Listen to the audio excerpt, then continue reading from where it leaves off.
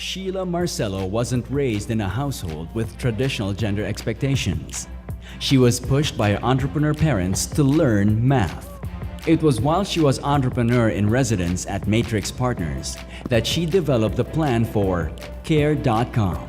Today, Care.com has more than 15.2 million members in 16 countries, connecting families and caregivers in a convenient and reliable way. Named one of the top 10 women entrepreneurs at Fortune's Most Powerful Women Summit, the multi-awarded Marcelo is proof that the world is big enough for women in technology. Like math, innovation knows no gender.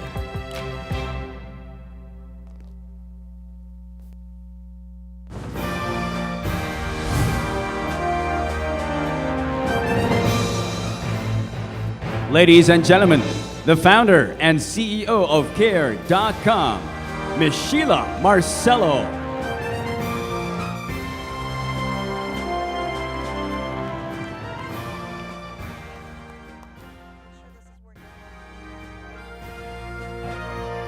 They already have a backup plan for me. Good morning.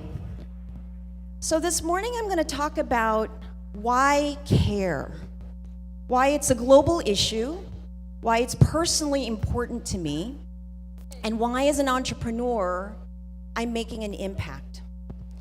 So I'll start off by saying I'd like you to close your eyes, and I'm looking at you, so please go ahead and close your eyes. Everybody. I'm going to say the word care. Close your eyes. Care. Now open them. How many of you thought of moms, grandmother, caregivers, love? Often the soft issues. How many of you thought of the phrase economic imperative? Does that even come up with that four-letter word? Such a soft issue. Why do I call it an economic imperative? Because today in the US alone, $280 billion is spent on child and senior care. It's in the US, it's not even global. Second issue, it's often the most expensive item now for dual income families in the United States. It's actually higher than home and mortgage. It's more expensive, even more expensive than transportation or college. Third, what's the key driver of absenteeism in the workplace? What impacts productivity? And today, what are they calling what impacts presenteeism? Care. Fourth, GDP would increase if we had equal female participation in the workplace. Guess by how much? In the United States, 9%. If women worked as much as men, 9% in the US, 13% in the EU, 16% increase in Japan. 16%, that's unheard of. What supports women working? Care. So if you ever wonder if it's a soft issue, it's not. It's full of love, but it is an economic imperative. Second fact about care. You're sitting here in the audience saying, Sheila, this doesn't pertain to me. I've got care at home, very affordable here in the Philippines. Doesn't matter. How many of you have children? How many of you have nieces and nephews? How many of you have been children? We have a soaring senior care crisis that is upon us. And this is no joke. Today, 50% in the US between their 40s and 50s are already part of the sandwich generation. Over the age of 65, 1 out of 9 will die of Alzheimer's, and over 85, and we are aging and getting older because of healthcare and technology, 1 out of 3 will have Alzheimer's. And for you women in the audience, 2/3 will be women. And 2/3 of the caregivers will be women. So if you wonder whether care should pertain to everyone, absolutely.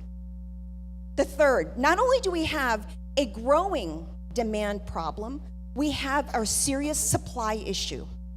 Two issues that come with supply. Where do you think the caregivers are coming from? One, there's paid caregivers. They are significantly underpaid.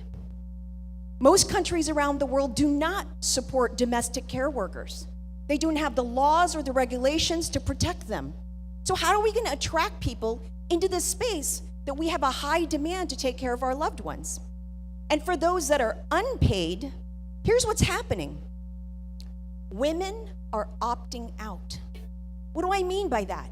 In many developed countries around the world, women are deciding not to get married or to have children. They don't want the burden. In Taiwan, 1 out of 3 women are deciding not to get married. In Japan, 1 out of 5. You're wondering, well, how does that impact supply? Who do you think the caregivers are? 50 years ago in Japan, daughter-in-laws, 50% were the caregivers. Today, 16%. Who, for men in the audience, who is going to care for the parents of single men when we have issues around supply? What's the solution? Care must transcend boundaries. If you ever wonder about immigration reform, my prediction, just like food, care will be an essential. We will open our borders to make sure that there's care and that there will be a global marketplace. So if you still think it's a soft issue with those 3 arguments, come talk to me afterwards. But now, why do I care? Me personally. I was born and raised here in the Philippines proudly. I went to the United States for college. I went to Mount Holyoke College, and I got pregnant at a very young age. I don't wish it upon your children. It was very difficult. I had to go through undergrad, grad school with my husband, Ron, and through our careers, struggling with care. And fast forward, our younger son, Adam, I begged my parents to come to the U.S. to take care of our younger son. And my father was carrying him up the stairs and fell backwards and had a heart attack. So at 29 years old, here I am, an immigrant in the United States. My husband's parents were deceased. I was working in a technology company, and I was using the yellow pages to look for care, an important issue that was going to help me fulfill my dreams and my career to go work. And I was using the yellow pages, so there had to be a better solution. So now as an entrepreneur, why do I care? We started this in 2006. You heard in the introduction, I was an entrepreneur in residence, my 3rd company. We've raised over $200 million. We're now in 16 countries. We took the company public 2 years ago, but let me tell you, it is a hard, hard ride as an entrepreneur. Many of you are nodding. SMEs, startups, it's difficult. Here are my 3 lessons. I call them my 3 Ps. It's quick. The first one, get over the perception issues. It's very difficult. So, because Asian, Filipina, 6 of us, everyone had designated professions because my parents were entrepreneurs. They didn't want any of us to be entrepreneurs. There had to be a doctor. There had to be the dentist. There had to be an accountant. And I was the designated lawyer. And I decided I wasn't going to practice law. I studied law, but that's not what I was going to do. I was overly worried about my parents' perception. Still want to respect your parents, but pursue your passion and your dreams. Second story around perception is when I started this company, I had a classmate who worked at an investment bank who I very much respected. And she sat down with me when I was thinking about this company, and she said, why on earth, after 2 dual degrees at Harvard, would you start a babysitting company? Why would you go do that? Why don't you, instead I had an offer to be a CEO of a hot internet mobile gaming company. And I opted to do this because of what a mentor said to me. To be true to yourself instead of managing perception. He asked me this simple question. Are you in the pain business or are you in the pleasure business? That means, am I focused around entertainment or am I there to solve problems? Pain business. Prior to Care.com, I was helping families save money for college. Not very fun. Second, try to find a job. Third, now trying to find care. So manage the perception issues in your life. to go pursue something. Second P, people. Cannot be where we are today without the incredible team. The incredible team. I tell you, this is not even part of my speech. Jonathan here from Thumbtack's a friend. He brought his team to the front row. And you know what was the most important thing to him? He took a picture of them at the very beginning. And I observed that and I said, building companies is about the people. It is about the teams. For all SMEs and startups, you cannot do it alone. I get the honor of being able to stand up here and share my story, but it is the people behind the things that we build. Every service built by people, despite technology, every product built by people. The third is basically making sure that we're going and following our passion, whatever we decide to do. And so how do I bring this passion, my whole authentic self, to what I do? First of all, I'm a mom. I'm proud to be a mom in what I do. I used to have a difficult personality, and when I brought myself to work, I had this legal, logical approach to work.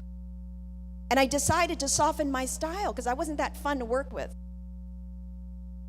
I had to soften my style to make sure that I could bring both my tough and nurturing self to work.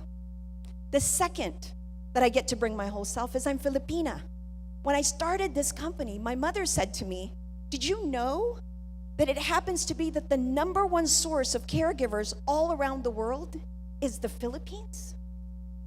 That every day I can proudly say that I am doing something that is about who I am as a whole person. And the third is I'm a global citizen. I now live in the United States, but I travel all around the world and I hear stories. I hear stories of people, of their difficulty finding care, whether that's special needs, Alzheimer's, ADHD, whatever it may be. That now it doesn't matter where I'm from, even though I'm proud that it's part of the nurturing culture that I'm part of. But what am I doing to help people? So before I turn it to questions, why should you care? Why? Because I've also already said it's an economic imperative. It's something that's important to everyone because care touches each of our lives. It unites us. It actually elevates and supports us to pursue our passions, drive economic growth. So it's apropos that APEC's theme is actually building inclusive communities to build a better world. So please care. Thank you. Let me turn it over to questions. And I think I'm right on time, so I think I can do 3 or 4 questions. Or unless I'm gonna help Doris and catch up, let's do 2. Yes. You want to use mine? First of all, I'm so glad that we have a woman up here. My question is, you were born and raised here, but you took your company public and built your company and built yourself as an entrepreneur outside the Philippines. Do you think you could have done that in the Philippines? I think timing is everything. I think that the ecosystem, and I'm proud that I'm part of PhilDev, Rona's on the board with me, and I think it's building an ecosystem of entrepreneurship, and there's a lot of things we still need to do around innovation. So I think my belief is if I waited 10 years from now, yes. But had I done it, because the company's now 9 years old, if I had done it 9 years ago, it would have been challenging. First of all, I've raised $200 million, 111 privately, about 211, and 100 million publicly. And I'll tell you, even though I've raised that much money, it's still a challenge for me as a female entrepreneur in the United States. I talk to 99% of our investors are men. It's very difficult.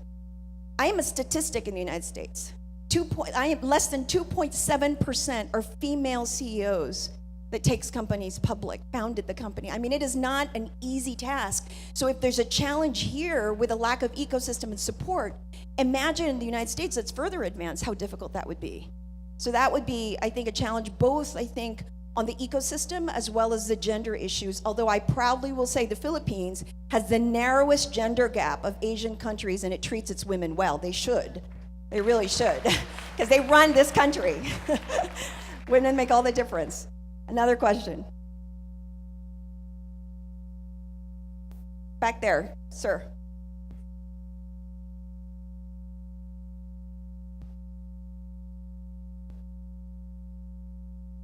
Thank you for a great presentation. My name is Raul Cortez. I actually come from a tech company. And one of the things that I noticed in the name of the company is care.com.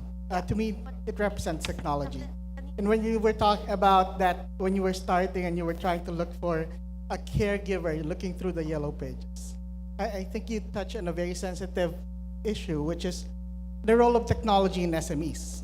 And so I've heard about technology being the great equalizer as far as SMEs are concerned.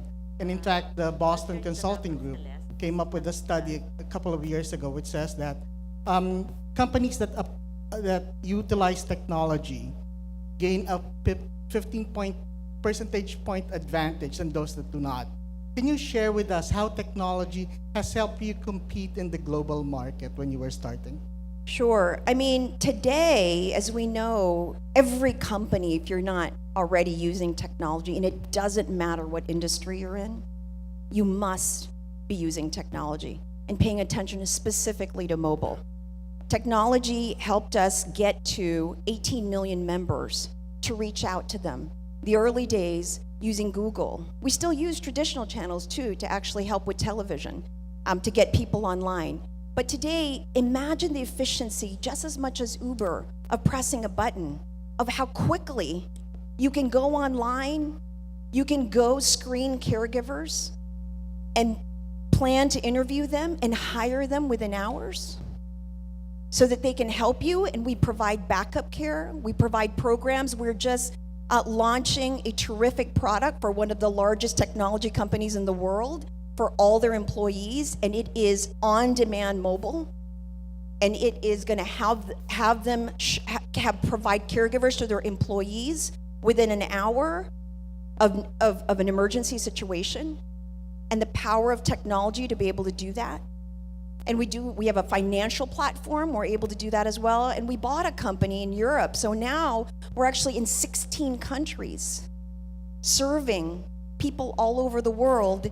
We're building a global marketplace where we're actually taking caregivers from different countries because of my prediction of where immigration is headed, in preparation, building that platform so that you can bring caregivers to different countries around the world.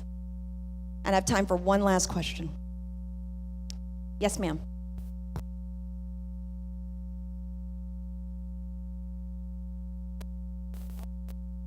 Mom, you touch my heart. I am a mother with a special child, she's cerebral palsy, and I wonder if you could provide or assist us in setting up one to take care of the less attended unfortunate children. I am a farmer entrepreneur. Thank you for sharing that. So we've started to develop programs, not specifically here in the Philippines, but we've started in the US, and we're doing partnerships really with nonprofits. The reason we got into special needs was actually California Special Needs nonprofit approached us and said, Sheila, instead of building a platform that we would have to do and we can't fund it, can we use the platform of care.com? And I can say today we are one of the largest special needs platform in the United States so that we can serve families. Today, about 25% of the families we serve in the United States are low-income households because it's very accessible for people so that they can find jobs. I'd love to get to the Philippines. Come talk to me about it. And we are starting to look at Asia, and obviously our priority has been at the countries that we've been in. But Asia will also be a key source, but something that we've got to solve here as well. And thank you for sharing your story. Thank you for having me.